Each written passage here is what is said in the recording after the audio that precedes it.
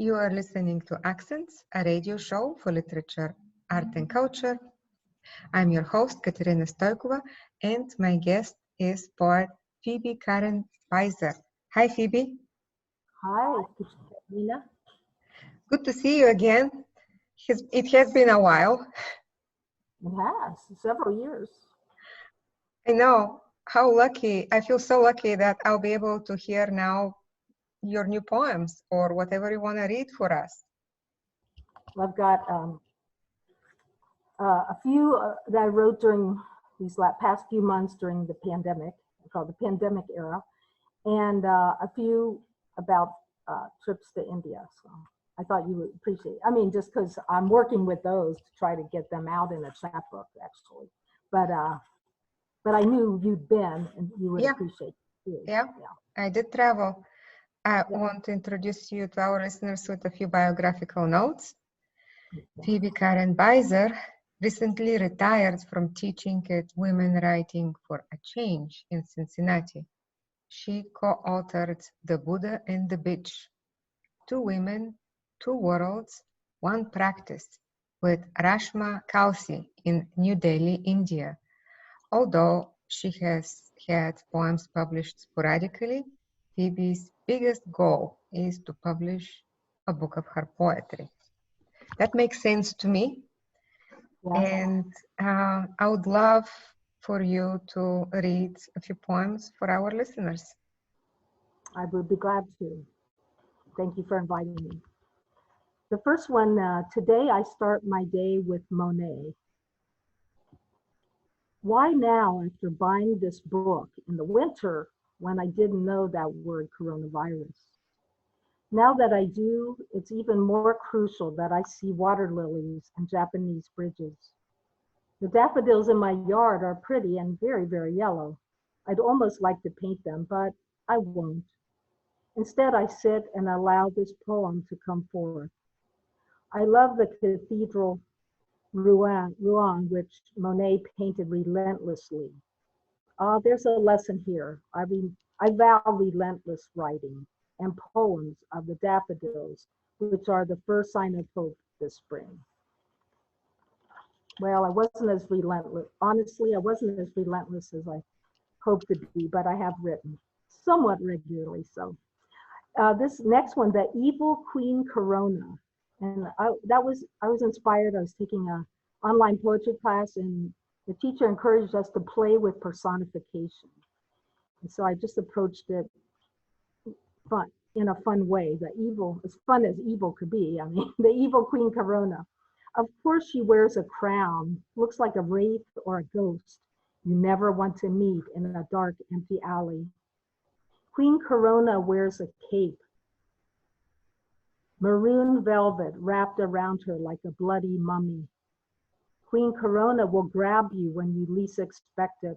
She may bewitch you into taking long naps. One afternoon, you'll descend from dizzy to queasy, find it harder and harder to breathe. You won't care if you live or die. She is so evil, that Queen Corona. I'll tell you, that's unlike anything I've ever written, so I must have been inspired. And the third and last of the what I call the pandemic recent poems is called Vulnerable. And it's from, I found out, I like to look, I was an English major, I like to look up words, sometimes meanings and where they came from. And vulnerable comes from the Latin word vulnus, meaning wound. So here we go. Birds sing as if they don't know the world is a different place. I could inhale that joy and save it for my darkest days. Yet when I awake at 3 a.m., there's nothing but loss. When I watch the creek from my deck, there's life, there's freedom. This disease rules my life. Being retired makes it easier, but I am old in that group called vulnerable. Vulnerable began with Roman soldiers in battle, a wound, many wounds. Vulnerability, the state of being vulnerable or exposed. I believed being vulnerable was something to strive for, being open, Isn't this good training for a writer? I would never have thought of vulnerability in a grocery store or neighborhood park. Not like this, not like this at all. So let's go to India for the last several. So this was, I went to the third trip 2 years ago. I went to stay with Rashma, and we were going to bask in our glory of having finally published The Buddha and the Bitch. So this is at her family's place. Banana tree. I shuffle out of the guest room looking lost. You, a perfect host, make coffee, though your family drinks chai. By noon it will be 100 degrees. You urge me out now. Gurgaon in June fries Westerners with white skin. I sit and sip, stare at the tree, long fringed leaves towering over me, something I might find only at Jungle Gyms, that funky world retailer promoting peace through food. My visit to India brings me too late in the season to reach for its gift. Still, this tree provides sweet company and fruitful conversation. Banana tree. And this was the first trip, and I observed a lot, really a lot, because it was our destination was Varanasi, which is a town along the Ganges River, and filled with temples. And I was fascinated with goddesses, Kali, Durga, also Kuan Yin, but she's Chinese, so wrong religion, more Buddhist than Hindu. But anyway, so this is called I Watched the Women of Aussie Ghat. And a Ghat is a section of town, and Ghats they're like bleacher steps going down eventually to the Ganges River along the side of town. And sometimes there's a lot of water up the bleachers and sometimes not. But anyway, Ghat is the what I call bleacher steps, if you picture that.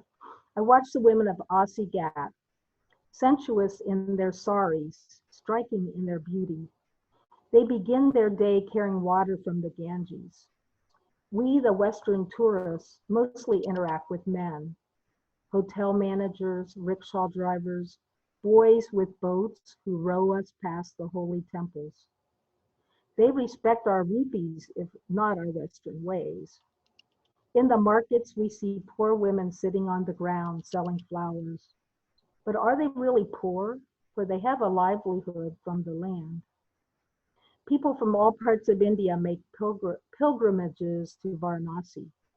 We watch them glide past cremation ghats, then dip themselves in the water, mantras on their lips.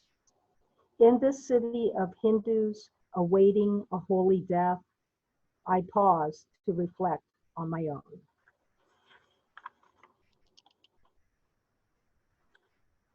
Now this is the wildest one, probably, and it's a true story.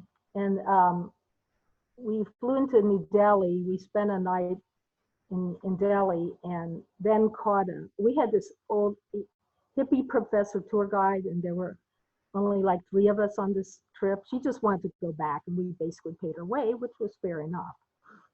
So we had to catch this overnight train into Varanasi, and okay, it's called Celebrating Holi, H-O-L-I, and many people may know about it because it's like a spring festival, and there's colored powder, and they throw, this is a big party, wear old t-shirt and throw, it's like paint, but it's from powder. Throw colors and you add everybody. And the thing to remember, the context for this poem is that it is kind of like Mardi Gras. You have this license to be wild for the night. And there's no, they don't care about what class anybody is. It's all about being free. So that's the context. And this happened as we were being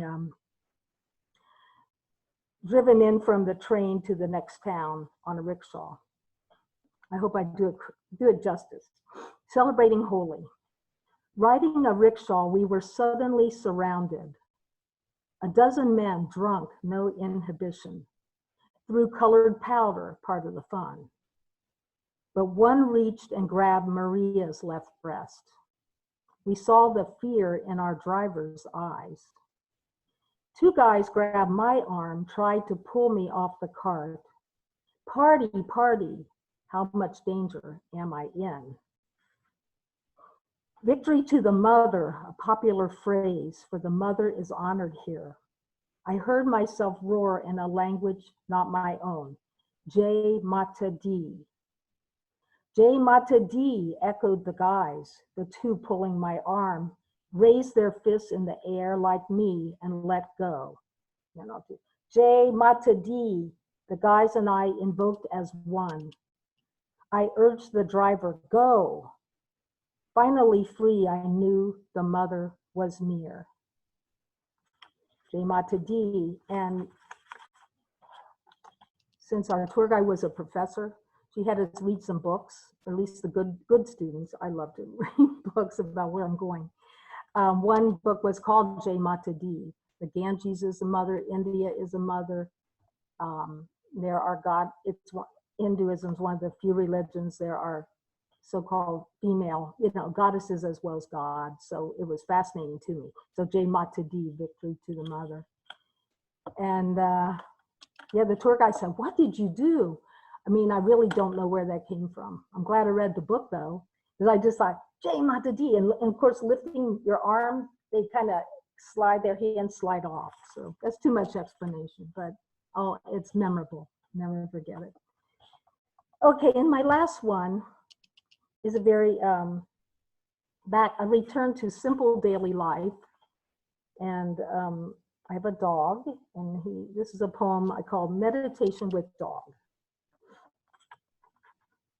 Wear old gym shoes and socks that can get wet, for the dew is still on the grass in the morning. Listen to the birds. This is the most important part. The songs of the cardinals will lead you places. Keep listening as you walk. The call and response can be glorious. Push worries aside. Stay in the moment. Springer Spaniel is all about nose. Traces of deer who visited at dusk. Sometimes we surprise a rabbit. Stay present, though you are not on the cushion upstairs in front of the door that goes nowhere. When you sit there with an easy stare at the trees and the creek, you might become them. Meanwhile, this walking meditation with a dog who has no idea he is spiritual. And that's my dog, Chase. Yes. So from that, I've been writing some poems, meditation, like we saw the corpse, bones of a deer that had died, meditation on the deer, the dead deer bones, and meditation. There's so many things you can do meditations on. So that's my ultimate project behind me, to make me try to notice, pay attention, and probably there's a meditation there if you pay attention. Yeah, so Thank you, Phoebe. You'll never run out of poems this way, right? Right. I really enjoyed your poems, both the pandemic poems and the travel poems as well.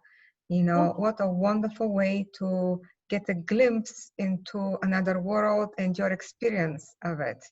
And that you took us on a journey to wide range of experiences too, and wide range of emotions. Yeah, so, thank you.